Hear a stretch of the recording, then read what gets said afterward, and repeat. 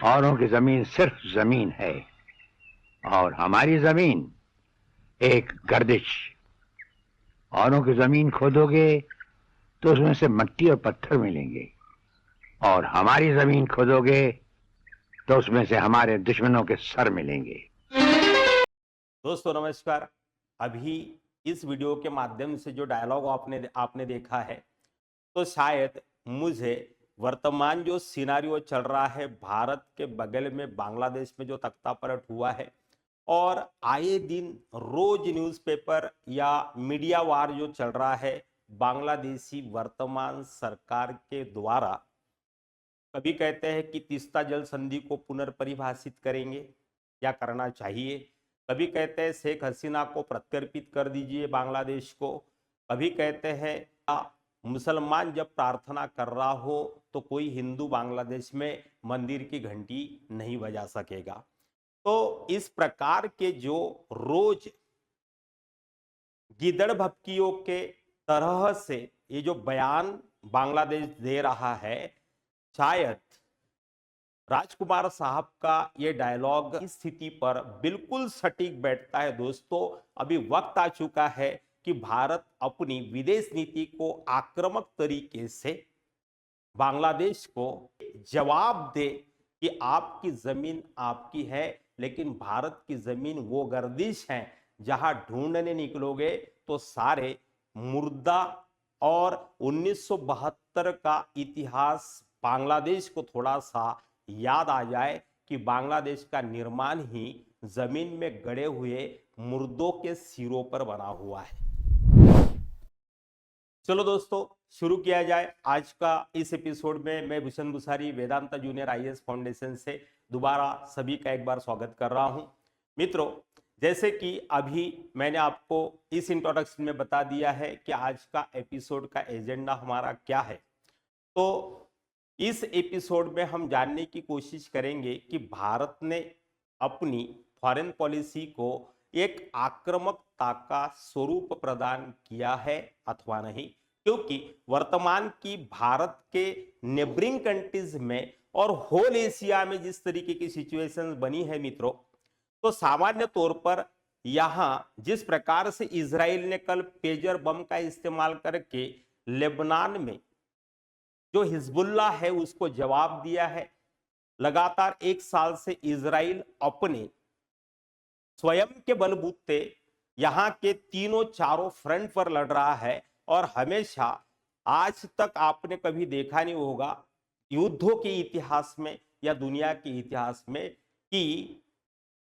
Unit 8200 के द्वारा इतनी गहरी और इतनी आश्चर्यचकित दुनिया को कर देने वाली साजिश को जो पिछले कुछ दिनों में अंजाम दिया गया है, तो सामान्य तौर पर यह दुनिया को पूरी तरीके से आश्चर्यचकित करने वाली घटना है। इससे यह पता चलता है कि युद्धों का सारांश बदल गया, युद्धों का वृत्तांत बदल गया, युद्ध लड़ने की तरकीबें बदल गई है, सब कुछ बदल गया है। लेकिन पिछले कुछ दिनों से बांग्लादेश में जो तख्तापलट हुआ और हमारी सरकार ने जिस तरीके की चुप्पी साध रखी है, भले ही बांग्लादेश रोज बयानबाजी करता हो, लेकिन हमने अपनी तरफ से आज तक कोई इस प्रकार का मीडिया के माध्यम से बयानबाजी को बांग्लादेश के खिलाफ कभी होता हुआ नहीं देखा।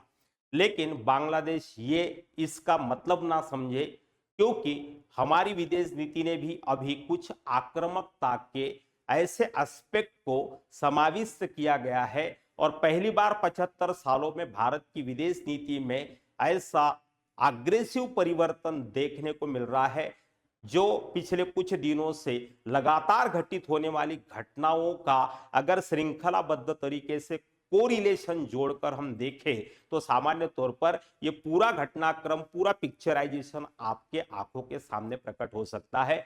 वही कोशिश मैं यहां करने जा रहा हूं। तो सबसे पहले मित्रों, वेस्ट बंगाल में जो सिचुएशन फिलहाल बन रहा है उसको आपको देखना होगा।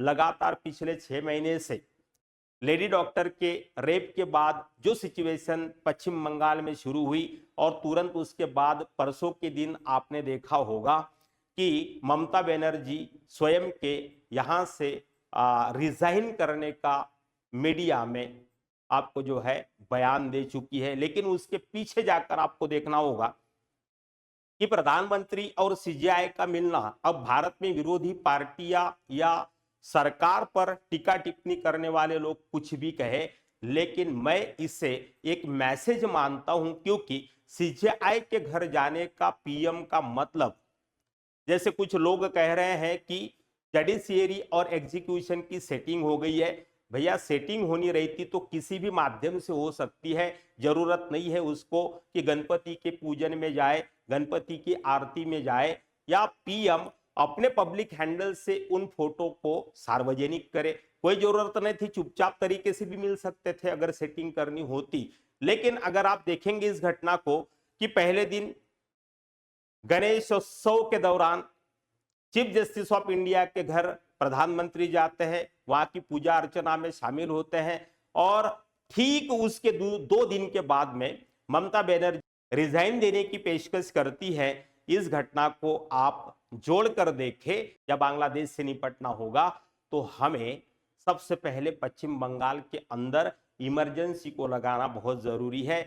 और पिछले कुछ दिनों में वहां के गवर्नर का भी अगर आप बयान सुनेंगे तो गणेशोत्सव में सीजेआई और पीएम का मिलना, ममता बनर्जी का रिजाइन करने की पेशकश करना और गवर्नर का उसी रात को बयान आना, ये तीनों घटनाएं अंतरराष्ट्रीय जो घटनाक्रम तेजी से बदल रहा है रोज दिन, उसके कंसर्न में यहां देखना जरूरी है। और इस घटना को मैं अभी अंतरराष्ट्रीय स्तर पर यहां पर आपको एसोसिएटेड करने की कोशिश करूंगा। भूल गया हूं कि इतिहास बहुत कम मौके देता है कि आप अपने बड़े बड़े विवाद या बड़े भौगोलिक विवाद तथा अपनी सीमाओं को तय करने की स्थिति में हो, और भारत अब इस स्थिति में है। ऐसा मैं इन आधारों पर कह रहा हूं। तो मैंने राष्ट्रीय घटनाक्रम की ये 3 महत्वपूर्ण घटनाओं को यहां पर बता दिया है। उसके आगे चलकर अगर हम देखें तो यहां बांग्लादेश के वर्तमान प्रधानमंत्री का एक बयान आया है, और इन्होंने कहा कि अगर आप शेख हसीना को बांग्लादेश को प्रत्यर्पित न करेंगे तो हम यहां पर आपके चिकन नेक को काटकर असम से पूरी तरीके से इसको आइसोलेटेड कर देंगे।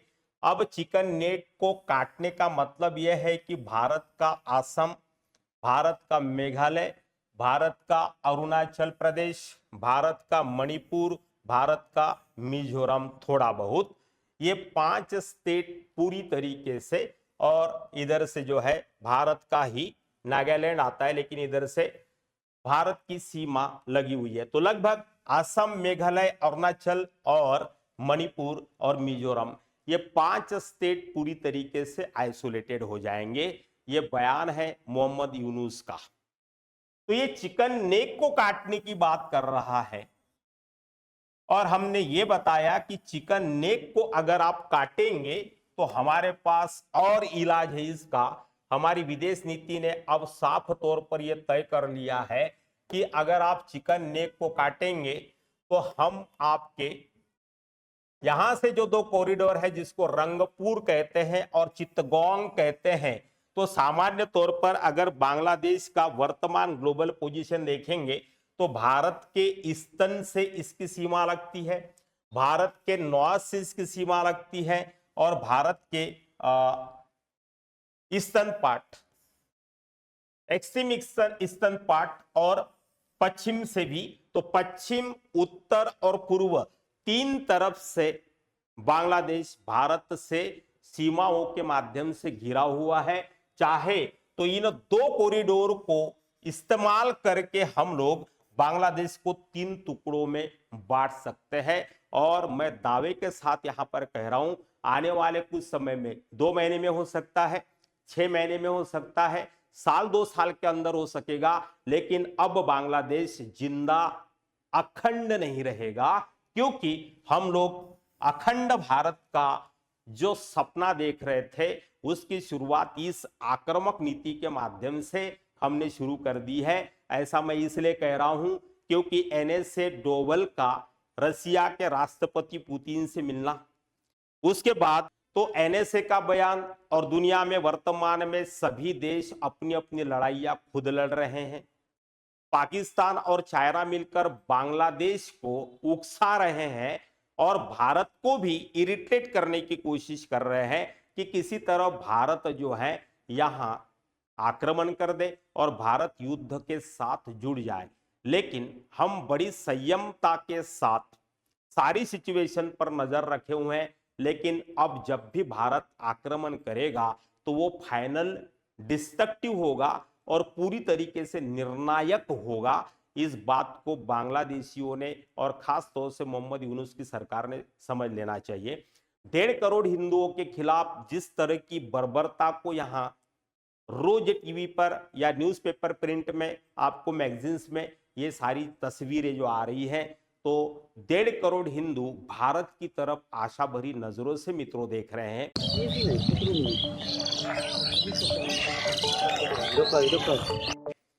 और ये बॉर्डर डिस्प्यूट अब वक्त है कि भारत को अपनी सीमाओं को विस्तारित करने का, और इस तरीके से हम अपनी सीमाओं को विस्तारित करेंगे। और बांग्लादेश अगर बाज नहीं आता अपने उल जुलुल बयानबाजी से, तो रंगपुर और चित्तगोंग को काटकर हम बांग्लादेश के 2 टुकड़े बनाकर उसे अखंड हिंदुस्तान की दिशा में पहला प्रयास मानेंगे।